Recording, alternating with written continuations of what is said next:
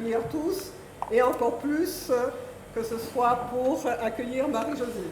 Alors vous vous demandez vraiment qu'est-ce que j'ai encore à dire, parce que une fois que Gérard a présenté Marie-Josée, vous n'avez qu'une impatience, celle d'entendre Marie-Josée vous parler d'entretien avec Aimé Césaire.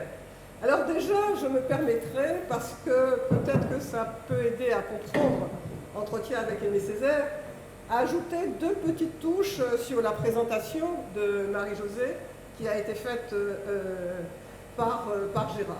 Parce que, effectivement, comprendre que Marie-Josée est journaliste, musicienne et femme de lettres, ce sont trois qualités qui sont importantes et une seule suffirait à remplir la vie de quelqu'un. Mais Marie-Josée, même avec trois, ça ne suffit pas. Donc, journaliste, je me permettrai d'ajouter que c'est la première femme rédacteur en chef, quand même à la Martinique, la première femme directrice régionale, et que c'est la première femme à être directrice des programmes pour toutes les chaînes du groupe France Télévisions. Ça mérite d'être signalé et nous sommes très fiers.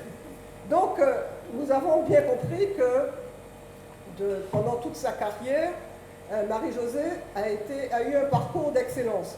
Et elle a utilisé tous les genres, parce qu'elle a présenté le journal télévisé, comme Gérard a dit, mais elle a été également grand reporter, puisqu'elle a sillonné la Caraïbe et un peu l'Amérique latine.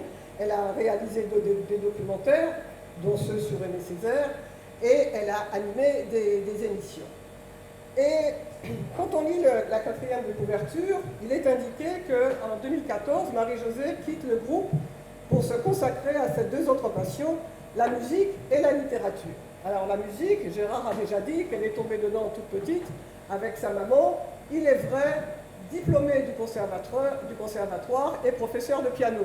Et la musique a donc accompagné Marie-Josée tout au long de sa vie.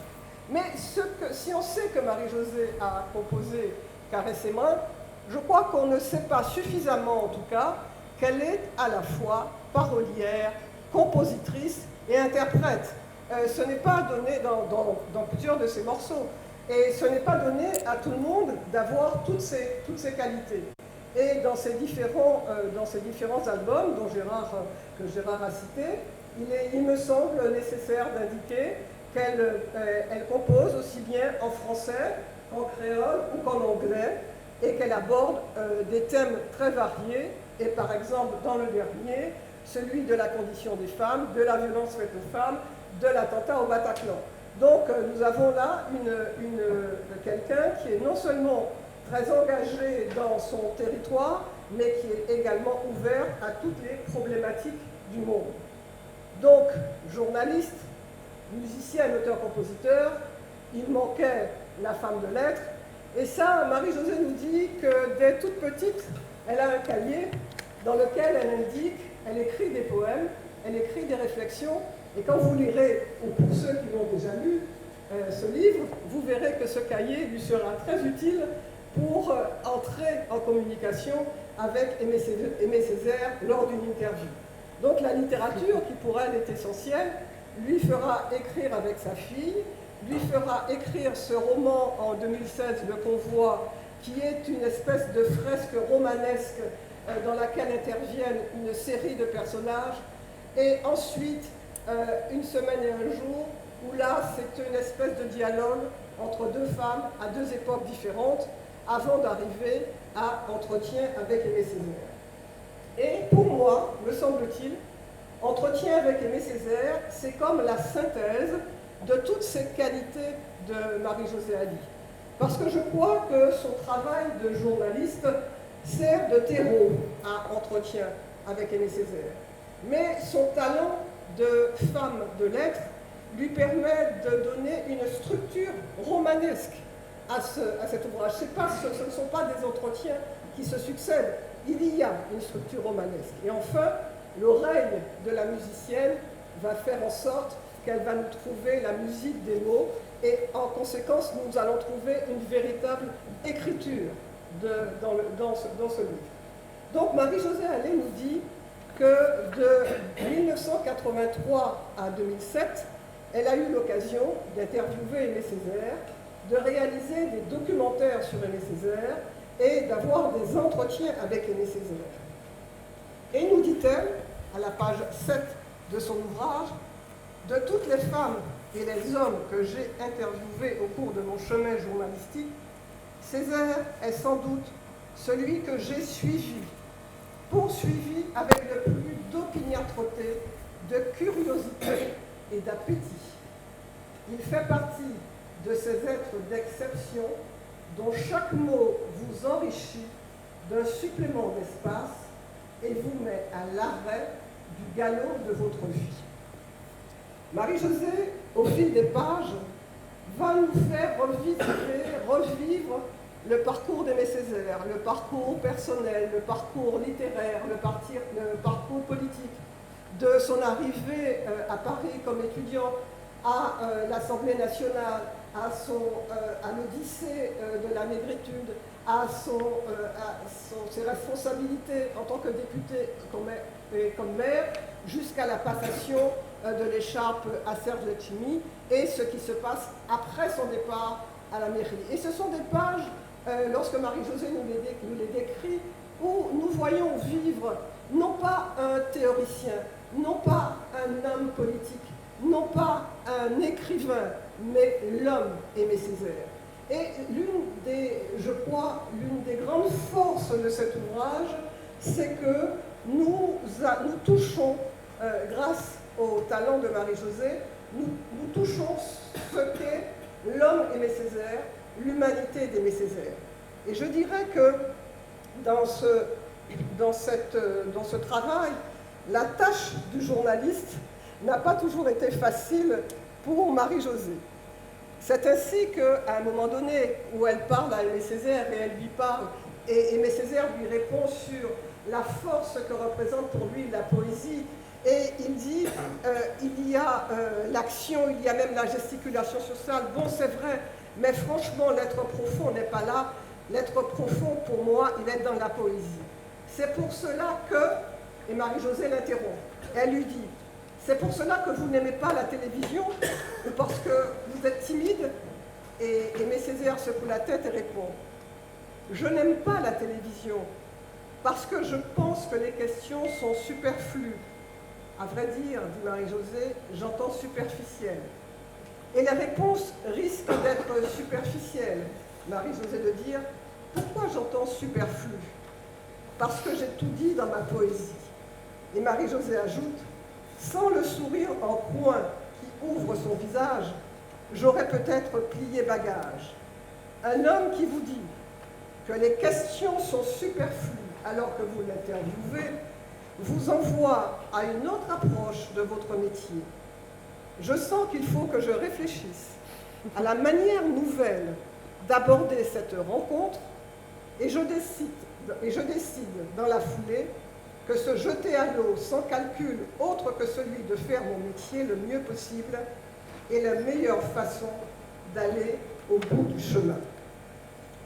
La lecture de Entretien avec Aimé Césaire est, je dirais, à ceci de particulier, irais-je dire magique, de nous donner l'impression qu'Aimé Césaire est présent, que peut-être il va franchir la porte avec son regard malicieux, avec sa voix qui zozote un peu, avec ses silences, avec ses gestes, ses mains que Marie-Josée décrit, longues, fines, noires, belles, qui parlent avant qu'ils ne prennent la parole.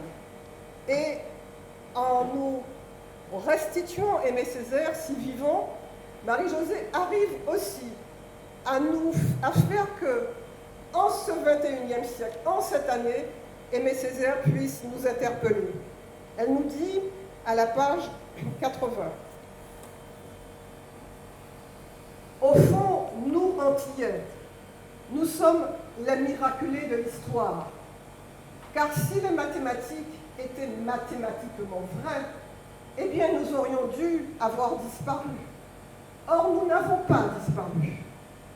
Nous avons connu la traite, l'esclavage, le préjugé de couleur, le crachat à la face, et nous avons survécu à tout cela.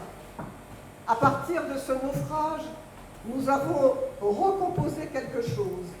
Nous avons rebâti un peuple. Mais au-delà de la survie, il faut avec nos peuples que nous inventions l'avenir. Sur quelle base? Nous devons puiser en nous-mêmes des raisons qui ne soient ni la guerre, ni la consommation, des raisons d'espérer. C'est à nous d'inventer notre futur. Alors, comme je l'ai indiqué, si l'alchimie que Marie-Josée a réussi à créer du fait de sa qualité de journaliste, de musicienne et de femme de lettres, tout cela ne serait pas suffisant si Marie-Josée n'avait pas mis un peu d'elle-même, et même beaucoup d'elle-même. Il me semble que Marie-Josée a su, avec une forme de respect, une forme de, je dirais, de piété filiale, une forme de mélancolie, elle a pu nous trouver les mots pour toucher le cœur de ses lecteurs. Et ce n'est pas par hasard si, à la page au début de l'ouvrage, ici, quand je parle de lien quasi filial, où il y a cette image de Aimé Césaire en train d'embrasser Marie-Josée Allais. C'est au cours d'un documentaire que Marie-Josée a réalisé.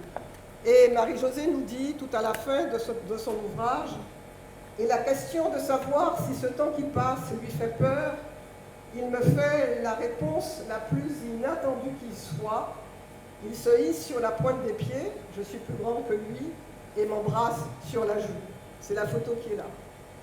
Et pour terminer, Marie-Josée nous dit, c'est là où je pense qu'elle nous parle avec son cœur, et j'ai enfermé dans une bulle le souvenir particulier de l'une de nos promenades dans le Nord. Je revois sa marche vers l'océan démonté. La plage n'est pas hostile, elle est juste brutale, sans fioriture de carte postale. Les mains croisées derrière le dos, il me convainc, sans parler, que la vérité de mon pays est là. Grande, immense comme la beauté brute d'un bout d'espace que les siècles n'auront pas entamé suffisamment pour que nous oublions qui nous sommes. Cette promenade tranquille, où seules nos solitudes pouvaient converser, a ancré mon pays au plus profond de moi. C'est le silence de Césaire qui a été le plus bavard de nos échanges et sans doute ce que nous avons le mieux partagé. Je vous invite donc à entrer dans l'univers de Marie-Josée et d'Aimé Césaire. Marie-Josée, merci.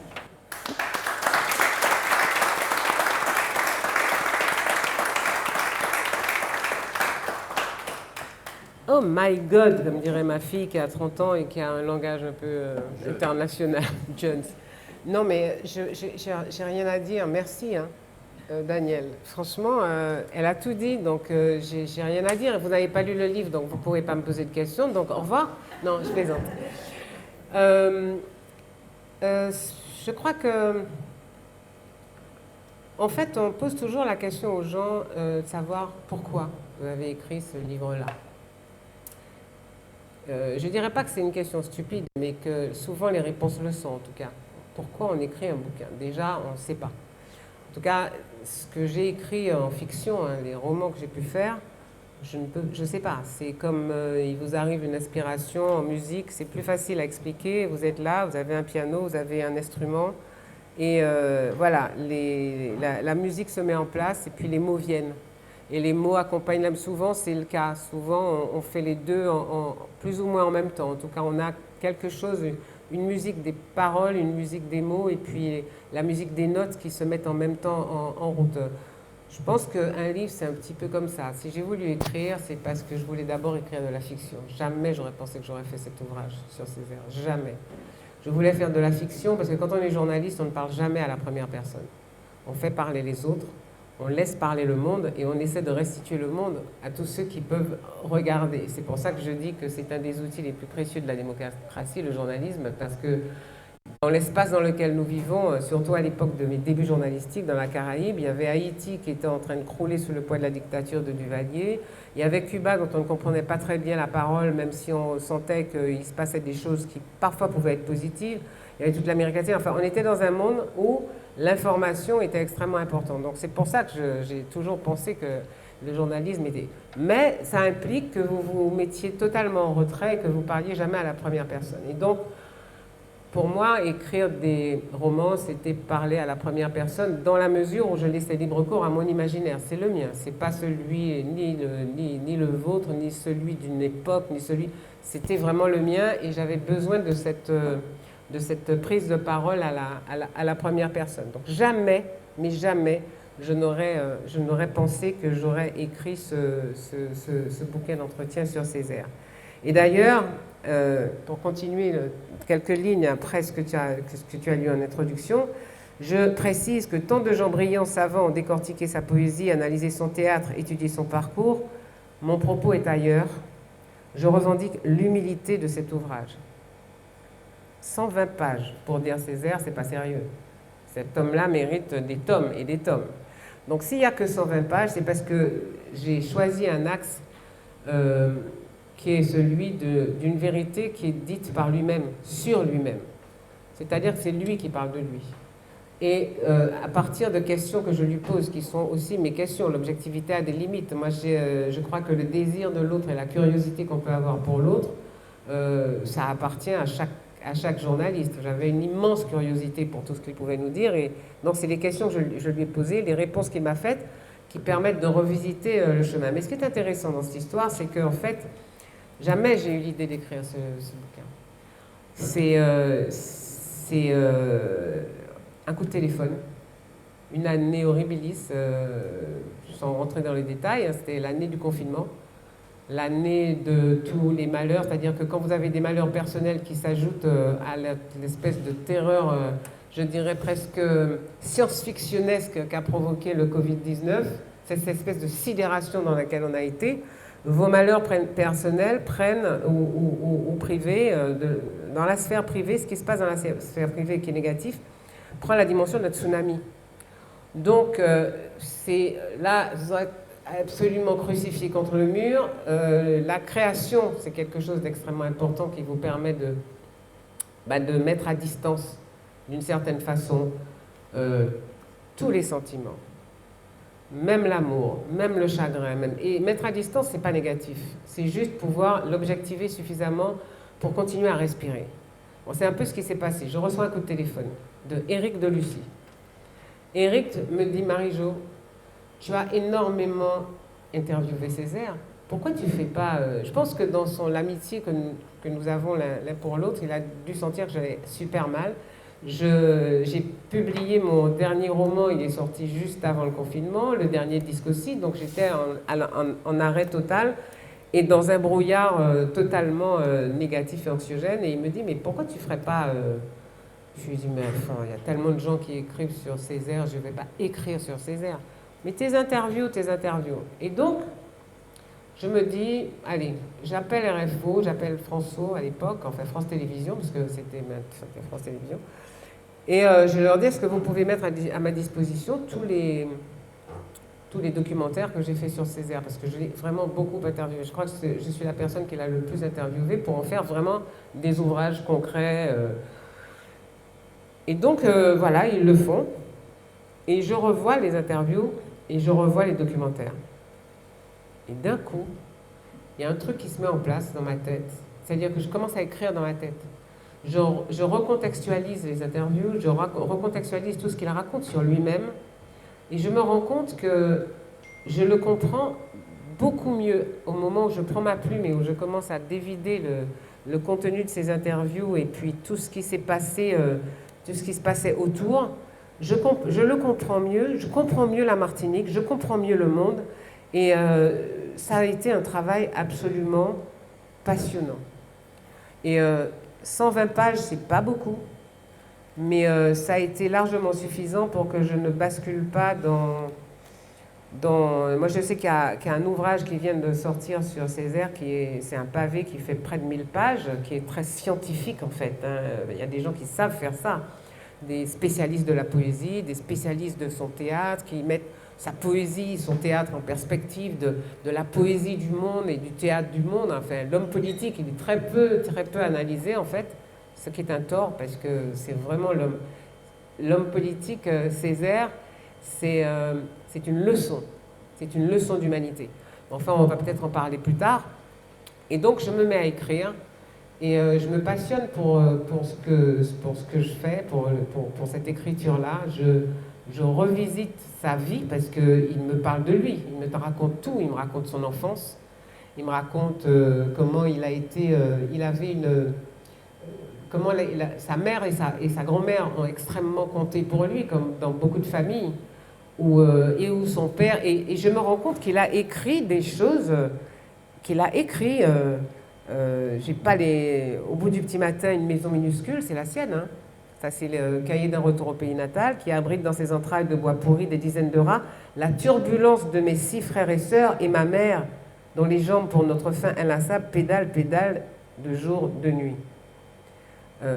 Une autre version, une petite maison cruelle dont l'intransigeance affole nos fins de mois et mon père fantasque, grignoté d'une seule misère, je n'ai jamais su laquelle. Et je me dis, mais pourquoi tout le monde pense que Césaire était lisible? Pourquoi tout le monde pense que Césaire est difficile à lire? C'est pas vrai.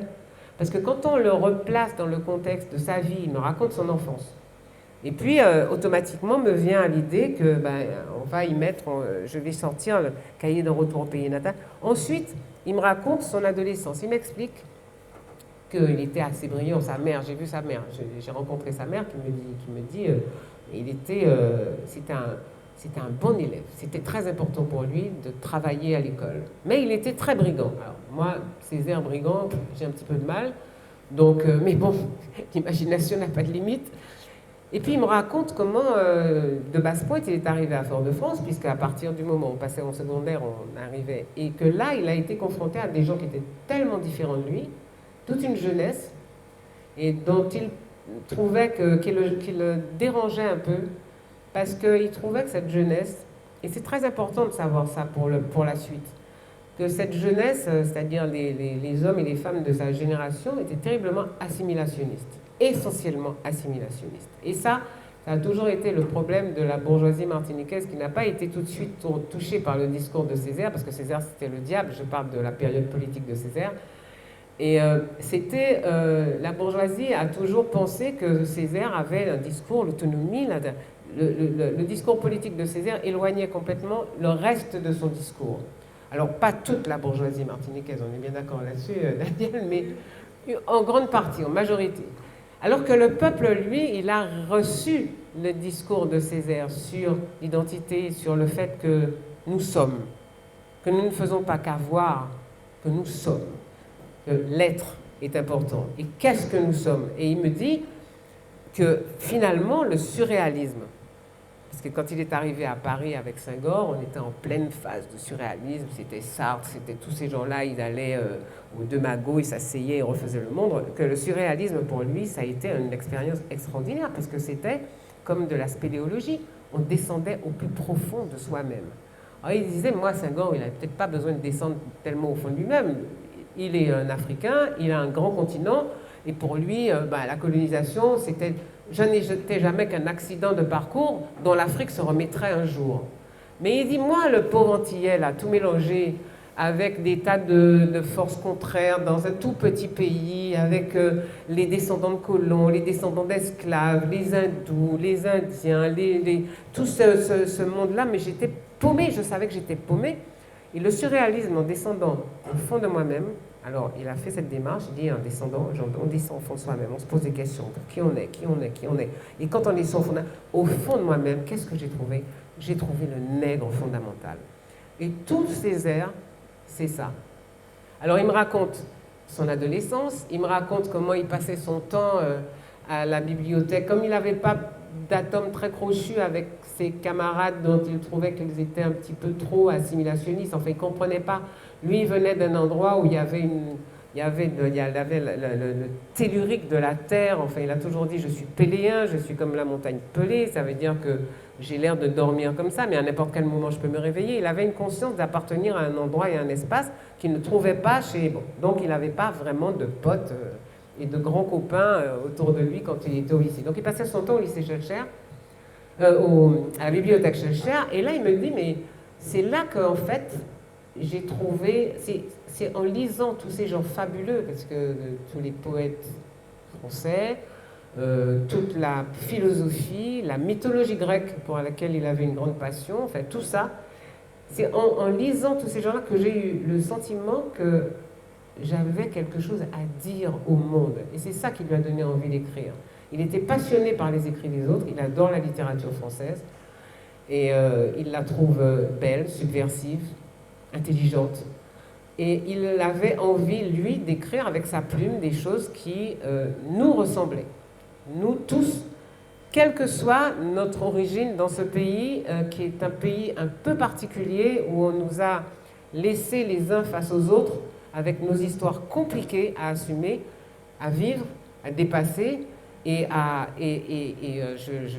suis chez tous créole, donc je sais de quoi je parle là, et à pouvoir avancer ensemble. Donc, toute cette conscience-là, il l'a eue à ce moment-là, en lisant Verlaine, Rimbaud, les grands philosophes qu'il a toujours récupérés dans sa besace, en utilisant leurs propres phrases pour dire « mais oui, mais c'est bien sûr, mais c'est ça qu'il faut qu'on fasse. Nous, on a besoin d'être comme ça, on a besoin de faire ça. » Et puis après, quand il est parti à Paris et qu'il est tombé sur Senghor, ben, la rencontre, il me la raconte, je ne vais pas tout vous raconter quand même, hein, il va falloir que vous lisiez un peu hein, quand même.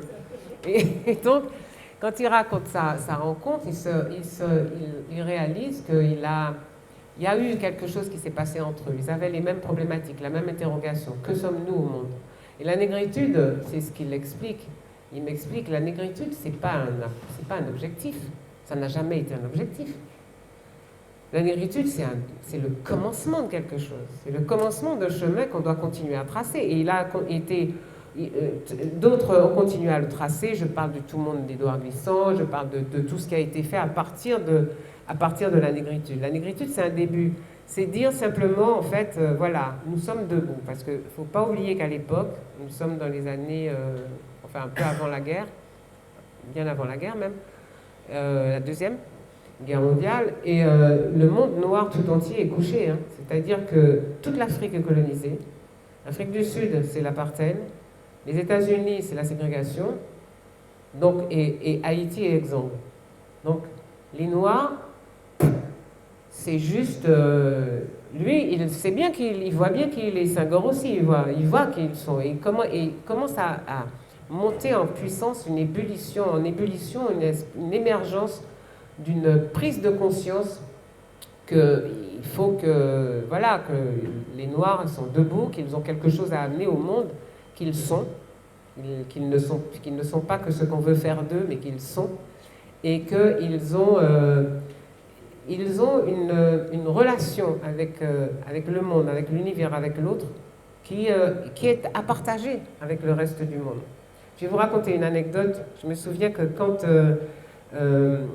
Césaire a été panthéonisé, j'étais invitée sur le plateau de France 2, parce qu'il y avait peu de gens qui savaient parler de Césaire en France à l'époque, donc ils m'invitent sur leur plateau, et donc je prends un taxi et je pars. Et au volant, il y a un gars qui a un accent, et à la radio on parlait de Césaire, matin, midi et soir. Là d'un coup, on ne s'était pas occupé de lui, en tout cas en France, jamais. Et là, d'un coup, d'un seul, on parlait que de lui. Et le chauffeur, avec son accent, qui visiblement était un accent d'Europe de l'Est, me dit « Mais c'est qui cet homme-là dont on parle tellement et dont on n'a jamais parlé avant ?» Alors moi, évidemment, toute contente, je me frotte les mains, je lui explique. Alors il me dit « Mais alors, il ne parle que pour les Noirs ?» Je lui dis « Je ne sais pas, que par exemple, il a dit je serai la... » Enfin, je ne me souviens plus de la phrase. « Je serai la bouche de tous ceux qui n'ont plus... Je serai la voix de tous ceux qui n'ont point de bouche. » Et le gars me dit, avec son accent, il me dit « Mais alors, il parle pour moi aussi ?» Je lui dis « Ben ouais, il parle pour vous. » Il me dit « Ah oui. » Et là, je me suis rendu compte qu'effectivement, Césaire parlait pour tous ceux qui n'ont pas de bouche. qui n'ont pas de voix. Et il a écrit Cahier de retour au pays natal en Yougoslavie. Parce que c'est là que c'est un pote de son, voilà, de la Sorbonne, l'avait invité en vacances, il ne pouvait pas rentrer en vacances en Martinique, c'est loin, c'est cher, c'est le bateau, c'est long. Donc le pote l'invite en Yougoslavie, il y va et il rencontre un pays, il rencontre une culture, il rencontre des gens qui ont besoin d'exprimer des choses, qui ont été, qui sont sous une emprise qui est forte. Et c'est à ce moment-là que Cahier d'un retour lui vient et qu'il commence à parler de la ville plate, étalée, de Fort-de-France, des concussions, enfin, de tout ce qu'il a écrit qui est d'une violence extrême. Et enfin, la dernière chose que je veux dire avant de vous laisser la parole, parce que moi j'aime bien qu'on me pose des questions sans quoi je vais parler des heures et ça ne va pas forcément vous intéresser. La dernière chose que je veux dire, c'est que finalement, puis j'ai oublié. Parce que je suis en train de me dire que je parle trop et que je ne vous laisse pas suffisamment la parole. Non, mais je voulais parler de son théâtre, très vite, qui est prémonitoire, en fait. Quand on voit, quand on relit, alors, ou quand on va voir la tragédie du roi Christophe, on se rend compte qu'en fait, il a eu une espèce de prémonition d'écrire toute la problématique qui se poserait pour les peuples noirs, alors c'est Haïti, lorsqu'ils reprendraient le pouvoir et qu'ils seraient libres. Et toute la problématique de la tragédie du roi Christophe, c'est ça.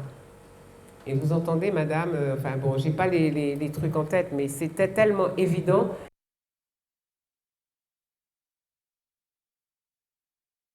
Parce que quand vous prenez Césaire dans le texte et puis que vous décidez de le lire comme un polar, ça ne va pas le faire. Ça ne peut pas le faire parce que c'est trop dense, c'est trop... Mais en revanche, quand vous prenez sa vie, le déroulement de sa vie, vous prenez les différentes choses qu'il a écrites, en fait, il a vraiment raison. Il avait déjà tout écrit. Il n'a fait, finalement, que ce qu'il avait écrit. Et ce qui est important, c'est qu'en politique, moi, je me dis toujours que c'est un homme politique qui m'apprend encore des choses quand je lis ce qu'il a fait et quand je lis. Pourquoi?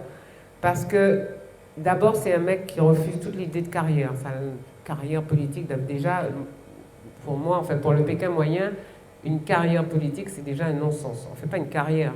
On fait une carrière dans, je ne sais pas moi, peut-être dans la musique, on fait une carrière dans l'économie, mais la politique, c'est se mettre au service d'eux. Ça a un petit peu disparu des logiciels aujourd'hui, mais lui, il a vraiment fait ça. C'est-à-dire qu'il a refusé des places il a refusé toute compromission avec qui que ce soit. Avec qui que ce soit, y compris avec ses amis de la gauche, il a refusé, il a été le premier. Et en même temps, il a toujours dit, moi, j'écoute ce que le peuple dit. L'indépendance, l'autonomie, c'est pas ça l'important. Ça, c'est pas important. De toute façon, c'est les peuples, ça arrache ce genre de... C'est pas un truc qu'on vous donne. C'est pas un truc que vous réclamez comme ça sur du papier en tête. Ça s'arrache, ça se prend et ça se paye en sang. Et voilà ce qu'il me dit. En revanche, lui, ce qu'il dit, c'est qu'il est un émancipationniste. Ça, oui, il accepte ce terme-là. Et je trouve qu'en politique, c'est un beau terme qu'on n'emploie jamais. Ici, on fonctionne, soit on est complètement assimilationniste, enfin très, département, je sais pas, aujourd'hui collectivité, mais très rester dans le giron français et être peut-être ce que Césaire décrit comme étant des parfaits petits Français à peau noire, ce qui n'est pas suffisant pour qu'on existe.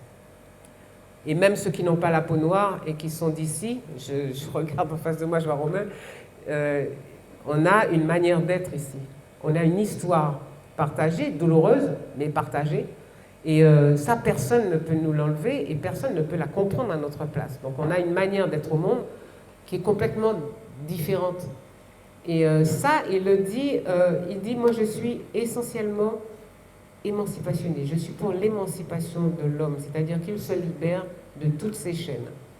Et pour terminer, puisqu'on est à tous créoles, je dirais que je pense très profondément qu'on a une histoire qui est difficile, douloureuse, et que être du côté du fouet ou être du côté des chaînes, c'est une prison. C'est la même. C'est pas la même douleur, mais c'est une prison.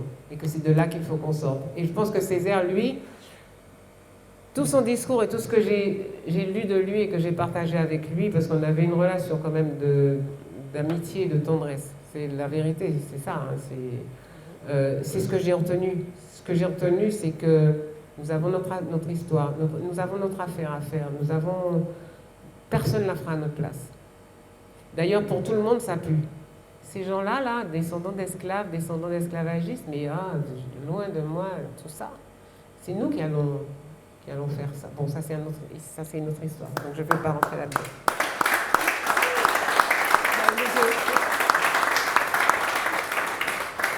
Merci Marie-Josée. Alors, pour ceux qui ont le livre, Marie-Josée vient de vous parler, quand Césaire dit « On ne peut rien faire sans le peuple », on ne peut pas changer de statut sans avoir interprété correctement et fidèlement les aspirations du peuple, c'est à la page 74. Page 75, l'indépendance, comment y arriver? Certains indépendantistes le font dépendre d'une très hypothétique révolution. D'autres indépendantistes nous déclarent pas d'élection, les élections c'est du bidon. Soit, mais alors soyons sérieux, si vous ne croyez pas aux élections, il ne vous reste qu'une solution, une seule, et il faut faire vite, c'est l'insurrection. En bref, et vous l'avez compris, poursuit-il, l'indépendance ne se donne pas, c'est ce que tu disais, ça se prend, ça s'arrache, ça se paye en sang et en cadavre. Je vous le demande, la Martinique est-elle prête à payer ce prix-là? Et enfin, pour tu disais, nous avons une manière au monde, page 81, Césaire nous dit que je pense que l'important c'est de connaître l'autre. Et pour combattre le racisme, l'antidote c'est la culture. Et quand je dis la culture, c'est à travers la culture, la découverte des cultures. La culture étant la démarche de l'homme. Dans toute société, il y a une cuisine, une manière d'approcher les problèmes, une manière de vivre, une manière d'aménager sa vie, une manière d'affronter la mort, d'affronter le divin. C'est ça la culture, et ne pas l'exprimer est pathétique. Il y a bien une manière africaine de vivre et de mourir, une manière européenne, une manière asiatique, et quand on étudie les cultures, on s'aperçoit que tout cela converge vers quelque chose qui est ce que j'appelle l'homme universel.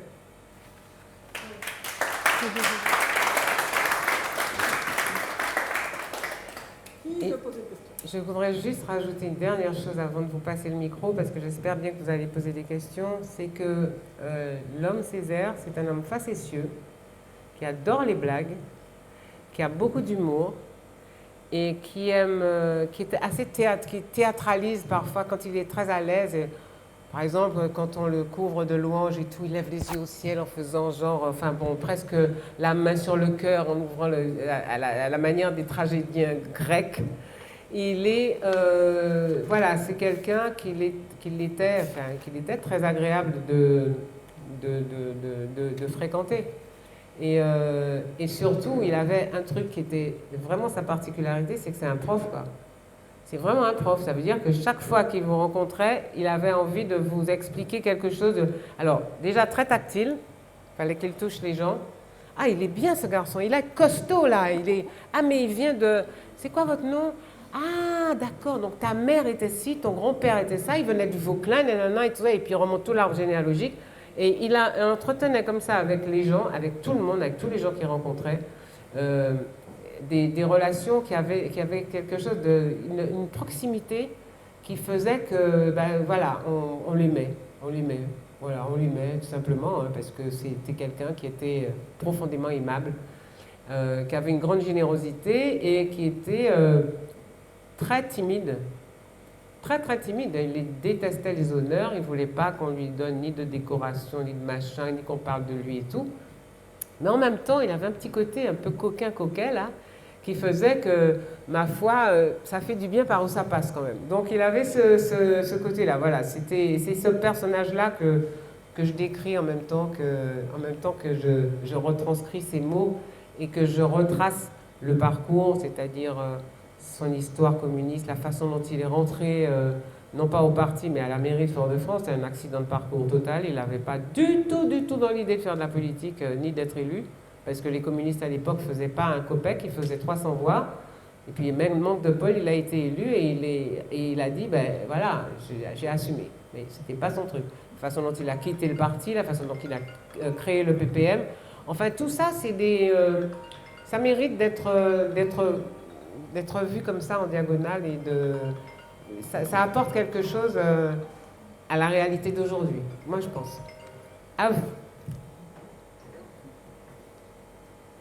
Oui, je voudrais poser une question. C'est anecdotique. C'est la première rencontre, la fois où il a fallu, je ne sais pas, au Parlement, casser la glace entre lui et toi, et la méthode que tu as, la technique que tu as utilisée pour réellement toucher l'homme. Raconte-nous ça.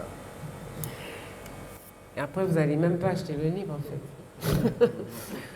Non, en fait, ce qui s'est passé, c'est que, bon, je suis exilée en Bourgogne, c'est vraiment ça, hein, parce qu'on m'explique que pour avoir un contrat à durée indéterminée, il faut que je parte. Bon, 24 heures après mon départ, il y avait 2 personnes qui étaient intégrées qui étaient arrivées après moi. Mais bon, j'étais pas assez docile, assez disciplinée à l'époque pour qu'on accepte.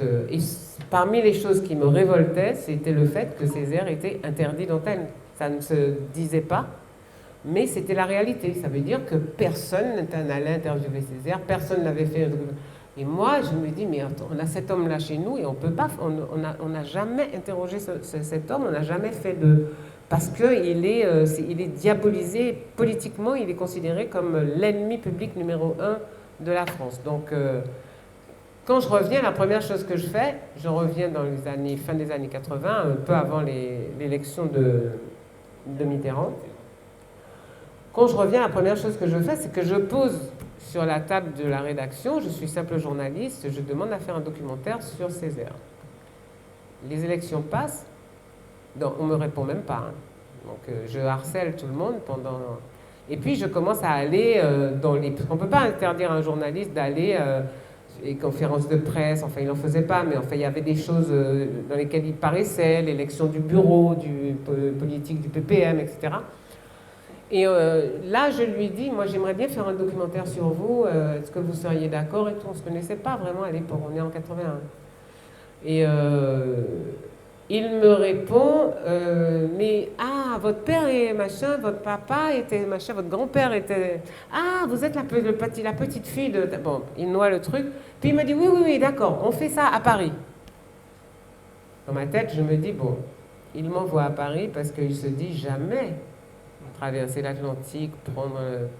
Finalement, je finis par me battre suffisamment avec ma hiérarchie pour avoir...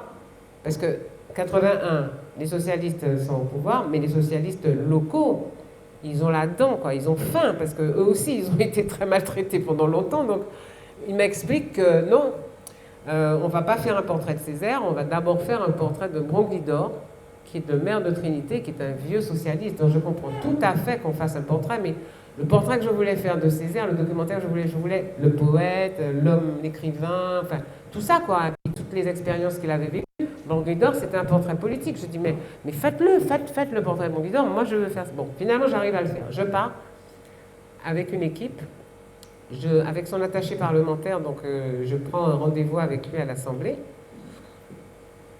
pour une prise de contact. Sauf que moi, j'ai vendu qu'on va faire le documentaire. Donc, à l'époque, on était 4.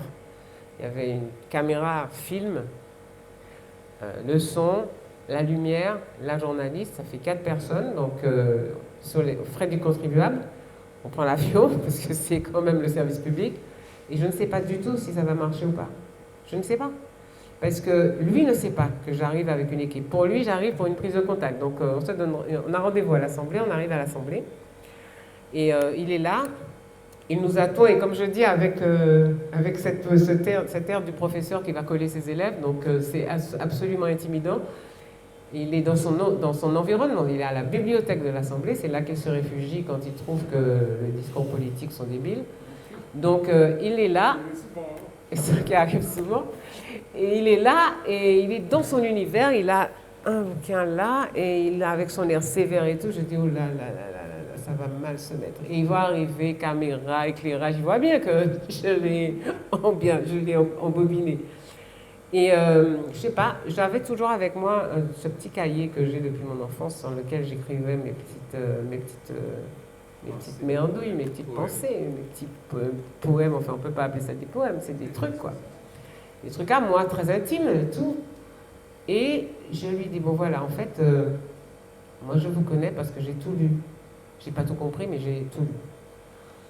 Mais vous me connaissez pas du tout, vous ne savez pas qui je suis, donc voilà, voilà ce cahier, j'écris des trucs. Donc, ouvrez-le. Si la personne que vous découvrez est une personne horrible, pour vous, mais là je suis maligne parce que lui, il va jamais dire à quelqu'un qu'il est horrible. Si la personne est horrible, ben, on plie bagage, on s'en va.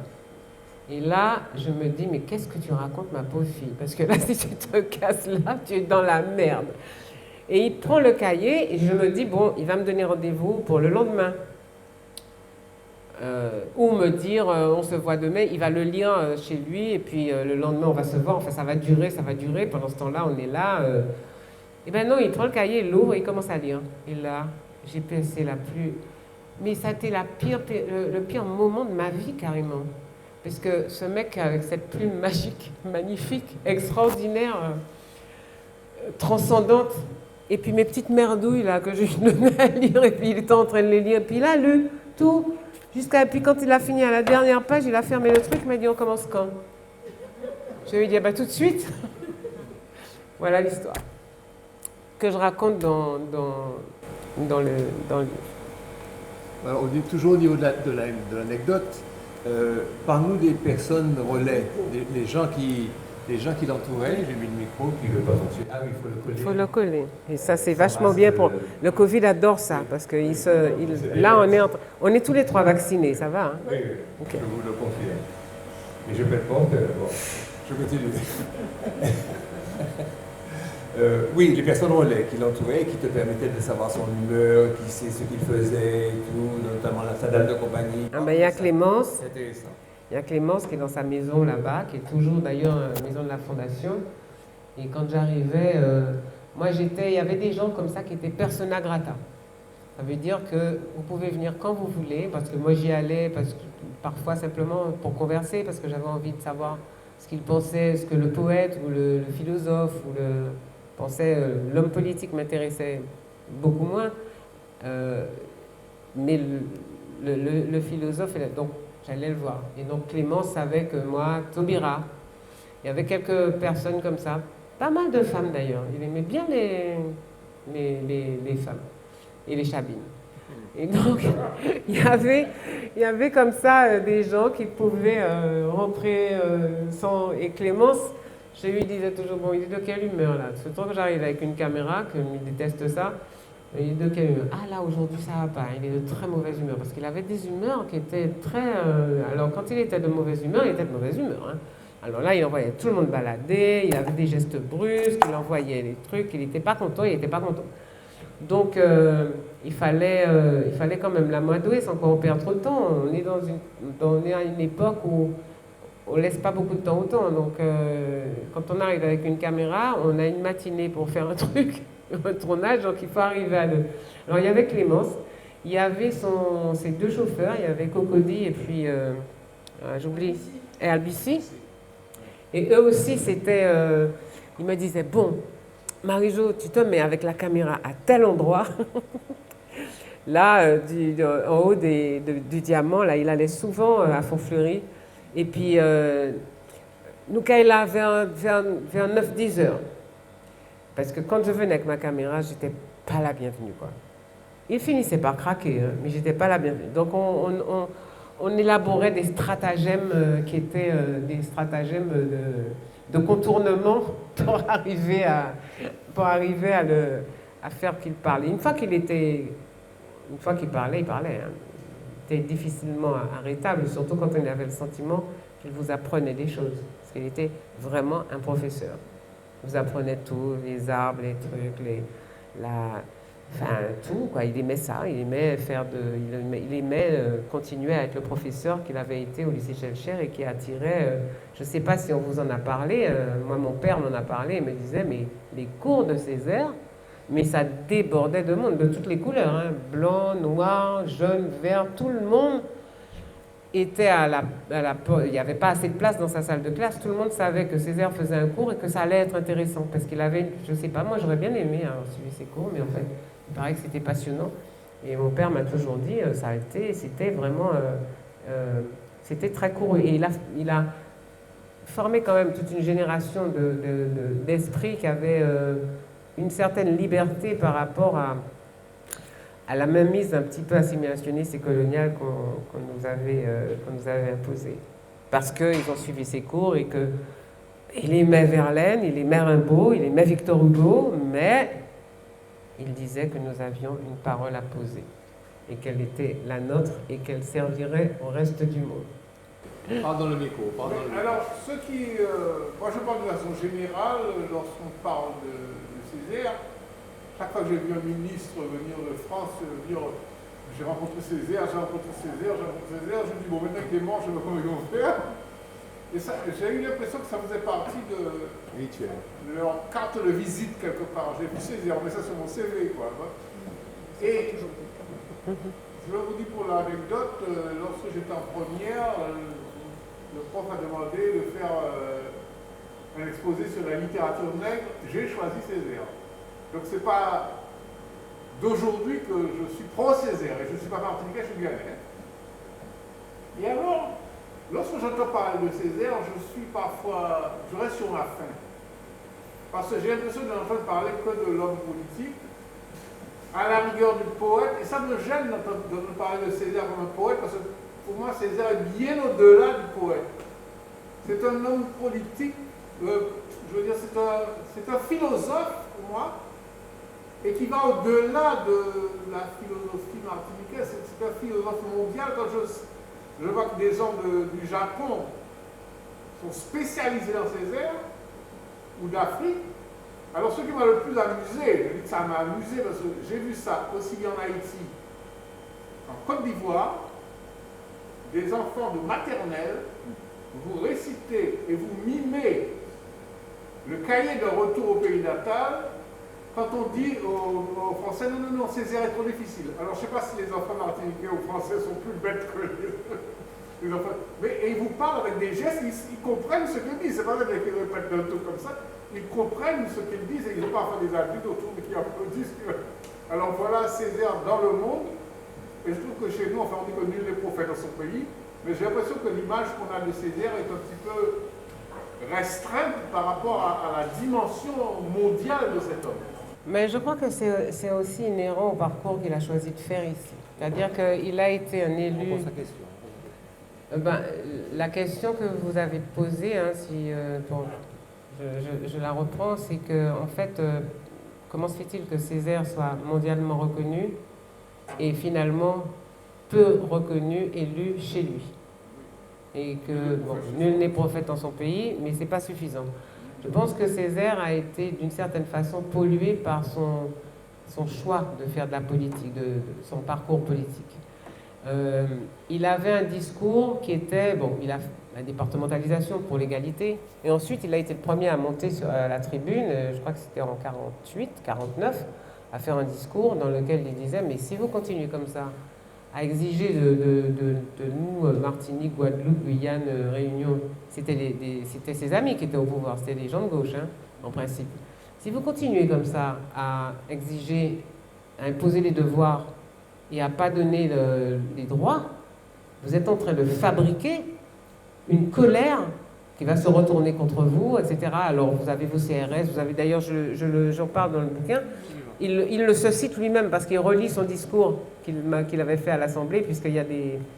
Et il a été considéré, je ne sais pas, moi j'ai vécu la campagne Michel Renard, l'affaire Jalta, Valère, j'ai vécu ces campagnes où finalement le gouvernement français avait décidé de donner à Michel Renard la possibilité, non pas le droit d'avoir une arme chez lui, mais la possibilité de porter une arme. C'est pour ça qu'on l'appelait le shérif du Marigot.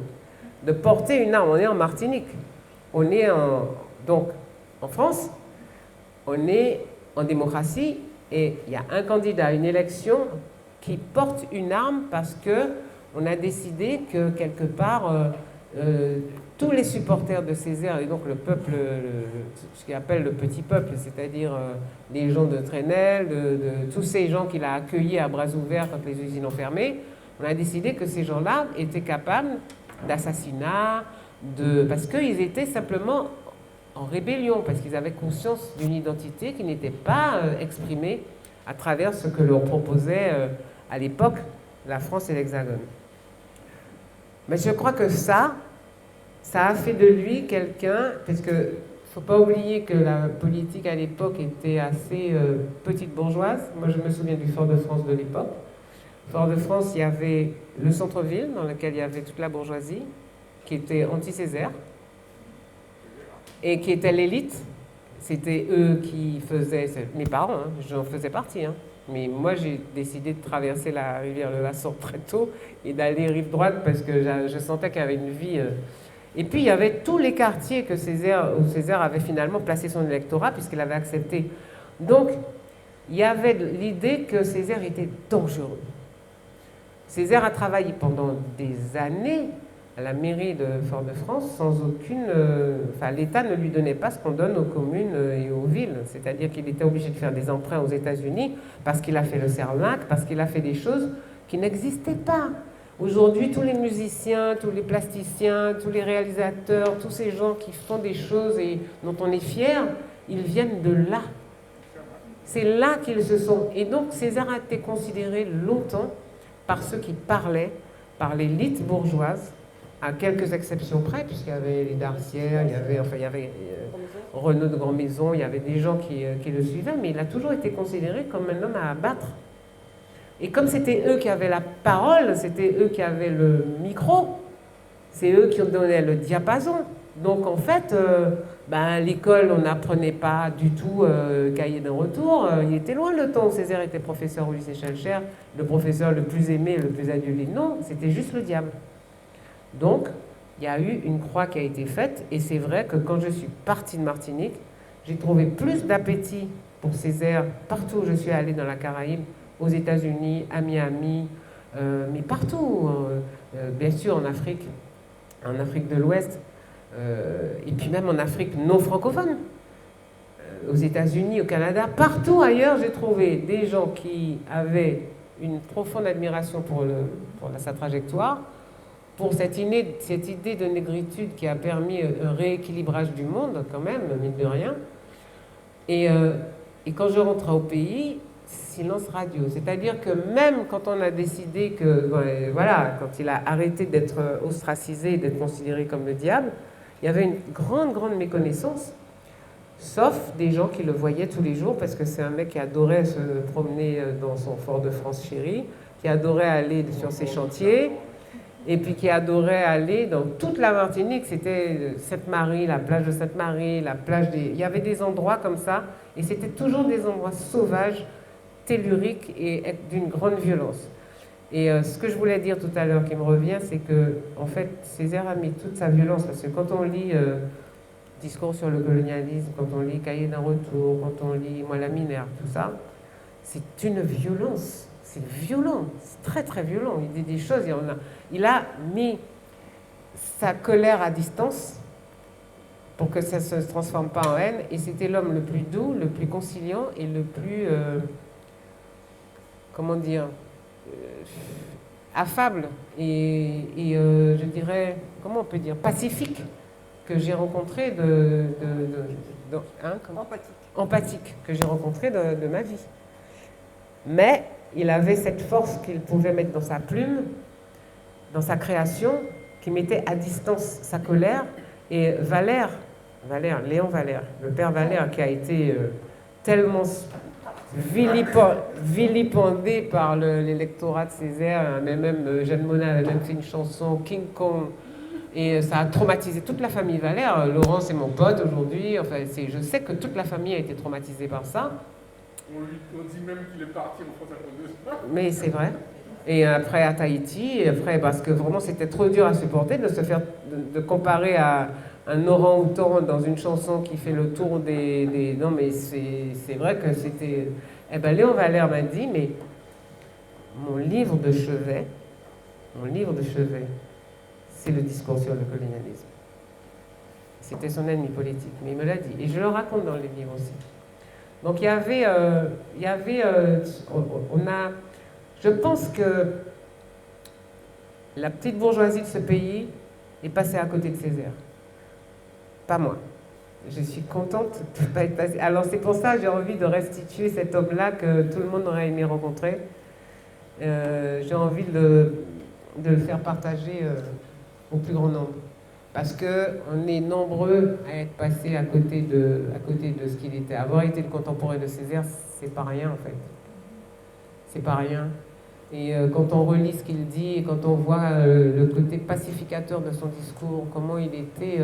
et j'aurais aimé entendre, il y a 14 candidats là pour les élections, j'aurais aimé entendre sa parole aujourd'hui, sur ce que fait Tous Créole, sur tout ça, j'aurais aimé entendre sa parole, mais je sais ce qu'il aurait pu dire, je ne dirais pas, mais je crois que l'empathie, parce qu'il aimait l'humain, l'être humain, il avait un respect énorme pour l'être humain, et qu'il avait cette construction mentale, il ne pouvait pas s'en défaire, c'était pas négociable, c'était ça qui présidait tous ses actes et toutes les décisions qu'il a pu prendre, aussi bien pour la Martinique que pour lui-même, parce qu'il a finalement peu écrit, parce qu'il a beaucoup fait pour les administrés qui venaient le voir à 5h du matin, devant chez lui, mais c'est les mains, anti-clôtis, mon besoin machin, moi besoin pâti, etc.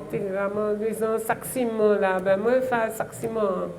Il était là avec son petit pyjama bleu, il sortait et puis il essayait de trouver des solutions pour tout le monde, quoi. Valère, qui est un homme d'une grande, qui était, donc, puisqu'il n'est plus un homme d'une grande intelligence et avec lequel j'avais beaucoup de plaisir à discuter, me disait, mais bon, il n'a jamais dit qu'il avait souffert beaucoup de ça. C'est dommage parce que j'aimerais bien retrouver la page où j'explique, où je reprends ses propos. En fait, il dit, c'est la passion que suscitait Césaire créait des ondes et des comportements chez les gens. Il y a une bonne femme qui m'a dit une fois, à l'époque l'époque où la succession de Césaire était engagée, et donc il s'agissait de chimie. La dame me dit, moi-même, si Césaire m'a dit, moi voter pour un chien, moi qu'à voter pour un chien. Et là, j'ai eu un choc vagal. Je me suis dit, waouh, ça c'est la négation de... Enfin, lui, c'est pas ce qu'il veut. Enfin, c'est pas tout ce qu'il aurait voulu, en fait. Il aurait bien voulu, au contraire, qu'un homme se dise, voilà, moi je suis debout, je vends mes pistaches, et ma voix compte, et voilà pour qui je vais voter. Non, la dame l'a dit, si Césaire a demandé, moi, voter, ben, un chien, moi, qu'à voter, ben, chien. Donc, la force des passions qu'il déchaînait était au-delà de tout ce qu'il avait. Et je pense qu'il a eu... Il était assez mélancolique finalement quand il a quitté la mairie, parce qu'il ne savait pas s'il avait vraiment bien réussi son coup. Si vraiment il avait... c'est sûr qu'il avait donné à ce peuple qui voulait absolument... C'était quand il était gamin, c'était... et on nous blanchit la bois, on nous fait la peau sauvée, etc., etc. Donc il avait quand même réussi à donner quand même une conscience de la fierté d'être, simplement, d'être un être humain, quelle que soit la couleur de peau. Et c'est en cela que je dis qu'il a dépassé de très loin. Mais oui, c'est pour ça. Les Bourguignons ou bien les Occitans, par exemple, ou les Basques se retrouvent dans Césaire. Au Japon, on se retrouve dans la pensée de Césaire. Exactement. Au Québec, on se retrouve. Donc, il a dépassé le stade même de la négritude, si on veut. Mais parfaitement. C'est pour ça qu'il dit que la négritude, pour lui, c'est un cri qui a une universalité. Alors, quand il dit, quand je descends au fond de moi-même, qu'est-ce qu'on trouve? Je trouve le nègre fondamental, c'est-à-dire la racine de ce que je suis, moi, nègre, Césaire, dans les années 30, à Paris et au monde. Faut pas oublier, c'est pour ça, c'est ce que je disais, c'est qu'à l'époque, le monde noir était couché, il faisait pas bon être noir à l'époque. Hein. C'était pas terrible. Hein. C'était bon. Les Noirs américains, quand ils arrivaient à Paris, ils étaient ravis de pouvoir s'asseoir à la terrasse de café avec des blancs et des gens. Ils trouvaient que Paris c'était une ville merveilleuse, mais en même temps, tout le monde était dominé, sous domination européenne. Coloniale, européenne, c'est-à-dire l'Europe c'est quand même un continent avec des pays qui ont des paramètres culturels et des fondamentaux culturels qui sont très forts. L'Europe c'est pas la vaste moderniste et tout, l'Europe c'est un machin qui plonge ses racines dans l'ancien et dans le vieux. Donc essayer de faire de nous des gens qui plongent des racines dans ce même ancien et ce même vieux, ça craignait. Donc le nègre fondamental c'était ça ce qu'il vous disait. Ce qu'il disait, c'est que par rapport à tout ce qu'on essayait de nous inculquer et de nous dire, nos ancêtres les Gaulois, pour être simplement trivial, il y avait le nègre fondamental. Et il était heureux d'avoir trouvé cette assise en lui. Il dit, moi, je suis un arbre. J'ai des racines profondes. Je respire par mes racines. Et en haut, tout en haut, mon fait est à 360 degrés, le monde est à moi. Le monde, je le regarde et je lui parle.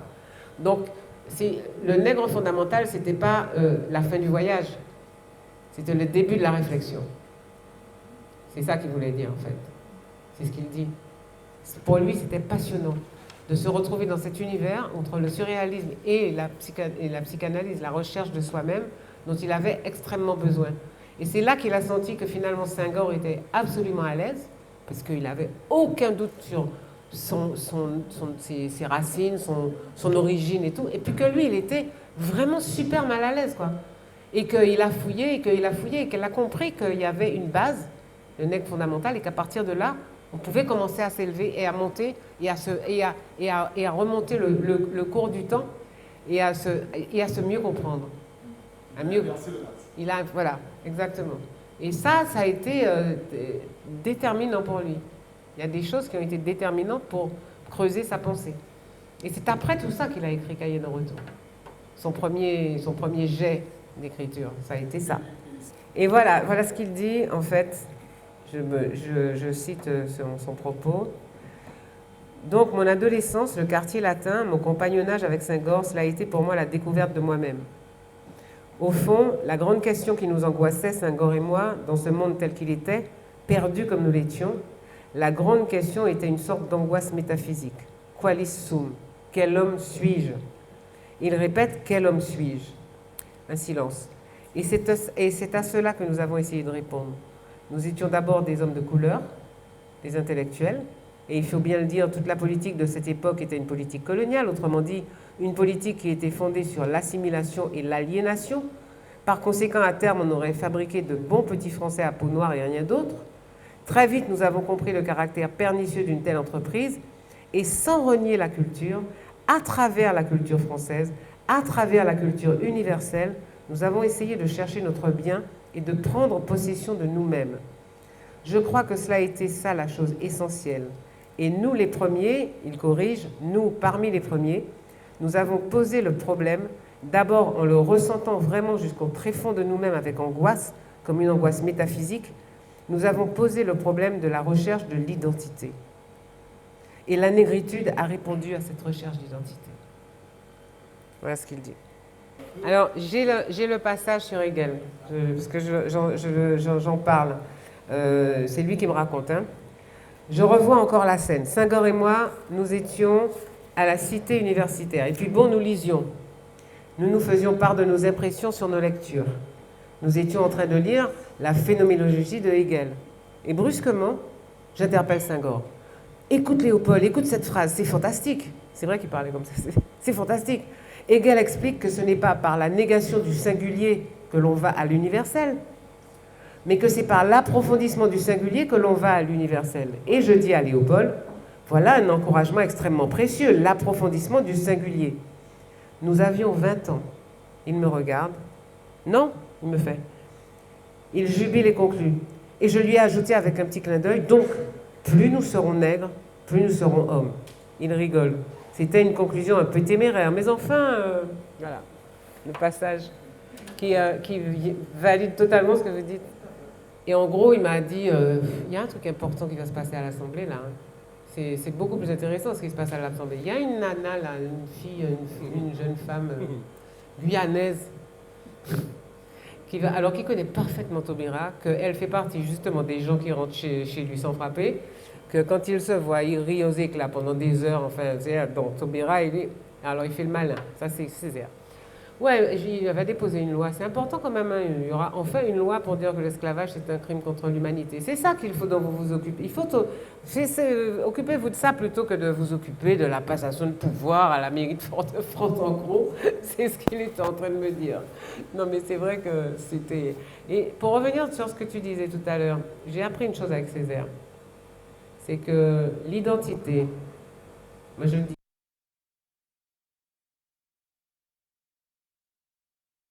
à l'époque, on parlait que de ça, à Paris, les identités, l'identité. Pour moi, l'identité, ce n'est pas un espace de rupture, c'est un espace de communication. J'ai mon identité, tu as la tienne déjà, tu es un mâle, je suis une femelle. Enfin, on va dire ça mieux. Je suis une femme, tu es un homme.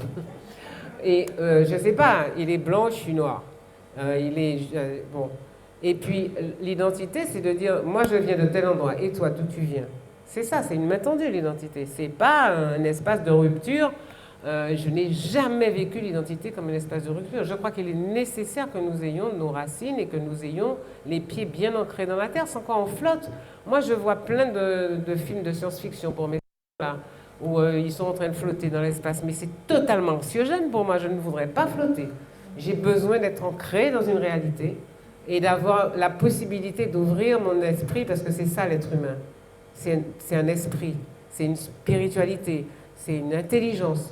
Et de pouvoir ouvrir mon esprit. Mais franchement, on a un corps, quoi. On a vraiment besoin que notre corps soit ancré quelque part.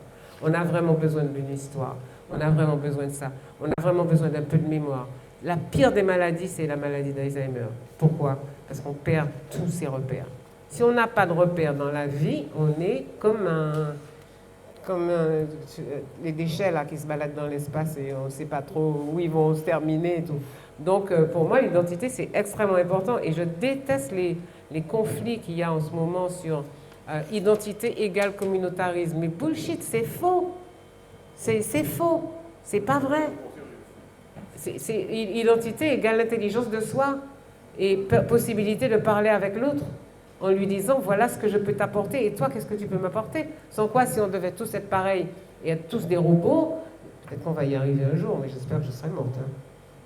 Son adjoint, je leur disais toujours, vous êtes comme le Muppet Show. Je ne sais pas si vous avez connu les deux vieux du Muppet Show là. Et je les taquinais en leur disant, vous êtes comme les deux du Muppet Show, c'était Aliker et lui. Et Aliker, qui a été très pragmatique, pas carré et tout, me disait, mais il est trop naïf. Tout le temps, lui pose, on l'embobine, quoi. Les administrés l'embobinent, les gens viennent le voir pour demander ci, demander ça, il dit jamais non, etc. Et moi, je lui posais la question et il me répond, pas du tout. On me dit naïf, mais je ne suis pas naïf. Mais tout ce que je peux faire, même si ça dépasse les compétences municipales, tout ce que je peux faire pour quelqu'un qui est en détresse, mon fils, il a des bonnes notes à l'école, mais monsieur, il m'a pas ni l'argent pour m'envoyer en France parce que Pani, il a fait telle étude, il a fait étude de médecine, Pani, ça ici, il y a qui m'a qu'à faire, mon pas qu'à jamais il y a assez l'argent, mon qu'à garder la région, qu'à moi ça, ça. Bon, et ben, il me disait, moi, il fallait que je fasse quelque chose. Je pouvais pas, j'arrivais pas à dormir si je n'avais pas, voilà. J'ai toujours voulu être utile et rendre service. Quand quelqu'un vient m'exposer un problème, même quand ce n'est ni mon rayon, ni ma responsabilité, j'essaie de trouver une solution, donner un conseil, faire quelque chose. Je crois que c'est de cela que les gens du peuple se sont aperçus. Je n'arrive pas à les laisser tomber. Et puis alors quand il me dit ça, je n'arrive pas à les laisser tomber. Non, ce n'est pas possible, ça me fait quelque chose, ça me touche. Il est vraiment, voilà, c'est exactement ça. Alors, Alors, je ne pense pas que je sois naïf. Oui, ça, tu as relevé ça dans... Il y a tous les aspects de la vie politique réelle, tels qu'on entend d'ordinaire, qui me répugnent et que je renie profondément. Cela dit, j'ai des idées politiques qui sont très nettes, très claires, très précises, et si finalement j'ai continué en politique, c'est parce que j'ai pensé qu'il y avait malgré tout moyen d'être utile. Tout ça pour dire qu'il n'aimait pas la politique politicienne, ça c'est clair, qu'il ne s'y retrouvait absolument pas, qu'il n'aimait pas qu'on l'enferme, donc il est parti du Parti communiste parce qu'il pensait qu'il était un maillon d'une chaîne qui commençait à l'étrangler vraiment, et puis que les communistes faisaient un peu n'importe quoi dans le monde. Qu'après, il s'est dit, bah oui, il a quand même une mairie, il est quand même député, donc il faut fonder un parti. Donc il fonde un parti qui est le Parti progressiste martiniquais, qui est un parti purement local, qui n'est rattaché à aucune grande fédération nationale, donc il ne reçoit d'ordre de personne. Et voilà, j'ai rarement vu un homme qui est autant assoiffé de liberté. Et autant affligé, et ça m'a d'une solitude extrême. Parce que quand on est ce qu'il a été, quand on a fait son parcours, il a eu 6 enfants, donc il en a perdu un, donc il a eu ses propres chagrins, il s'est séparé de sa femme avant qu'elle meure, enfin bon, ça a été toute sa vie privée. Je n'ai jamais voulu aller sur ce terrain-là avec lui, même s'il m'a raconté des choses, ça n'existe pas dans le bouquin, mais c'est quelqu'un qui était profondément un solitaire. Il était dans une solitude, je ne sais pas, je crois que j'ai dit un mot, somptueuse, voilà, dans une somptueuse solitude. Sa vie, c'était ça. Mais est-ce que ce n'est pas... Est-ce que la solitude, c'est pas le lot des personnes qui ont cette capacité de vision, de réflexion? Moi, je crois que ça va un peu de pair. C'est-à-dire qu'en même temps où il y a une telle empathie vers le peuple que l'on aime, mais on a une telle vision des problèmes qui se posent, des problèmes pour les résoudre, que ça vous met fatalement dans une forme de solitude. Et je profite pour dire que vraiment, le livre de Marie-Josée, pour beaucoup de gens, Césaire a paru inaccessible. Et il y a comme quelque part un frein en se disant « je ne vais pas comprendre » ou bien « c'est trop compliqué pour moi ». Et les gens ne vont quelquefois pas y aller. Et grâce au livre de Marie-Josée, on a une approche d'Aimé Césaire qui est, je veux dire, qui devient en quelque sorte compagnon. Parce que comme on a le recul, on a tout son parcours de vie, et on peut le suivre, mais en même temps voir quelle est la capacité de cet homme à poser des questions qui répondent aux questions de son pays, et en même temps donc nous forcer, et c'est ce que la phrase que j'ai lue à la fin, nous forcer à nous poser des questions sur nous-mêmes. Et ça, je crois que ça nous facilite l'accès à Aimé Césaire. Et c'est une bonne chose, parce que effectivement, peut-être qu'on passe trop à côté de l'importance de cet homme. C'est un peu ce que vous disiez. Et c'est pas seulement parce qu'on n'est pas prophète dans son pays, c'est aussi qu'il y a une espèce de... on se dit, on ne sera pas capable de le comprendre. Alors que si, c'est possible. Et justement, c'est pas un mot que j'aime beaucoup, mais la modernité d'Aimé Césaire est là. Et le livre de Marie-Josée le permet de le comprendre, parce que quand elle pose des questions et qu'il répond sur certains points, ce sont des questions qui sont toujours actuelles. C'est pas dépassé. Et à ce titre-là, il me semble que c'est très précieux de pouvoir redécouvrir ou découvrir l'importance de ce qu'il a été dans notre vie et de ce qu'il a apporté et il apporte au pays. Très franchement, oui, pas seulement au pays. Très franchement, parfois j'ai le sentiment qu'on ne se rend pas compte en Martinique de la force et de l'immensité de cet homme-là. J'en ai rencontré des gens, j'ai interviewé beaucoup de présidents de la République, beaucoup de gens dans ma vie simples, des chamans de Guyane, des gens qui s'occupent de culture. Enfin, j'ai interviewé plein de gens qui avaient des personnalités extrêmement intéressantes, des femmes, des hommes. mais rarement quelqu'un de cette densité et de cette épaisseur. C'était un être exceptionnel. Je pense qu'il y en a quelques-uns comme ça dans le siècle et sur la Terre, mais c'était vraiment un être exceptionnel. Et parfois, je me dis, mais on ne se rend pas compte, on cite ses phrases à tour de bras. Je vois des phrases de lui dans les machins, sur l'aéroport et tout, mais on passe un peu à côté de... Il était exceptionnel parce qu'il était humble. C'est ça la force.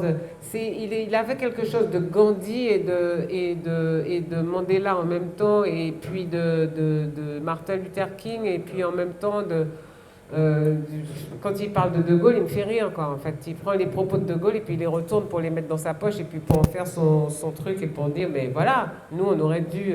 Donc, je pense c'est vraiment un être exceptionnel. On a eu la chance, on est des contemporains de Césaire.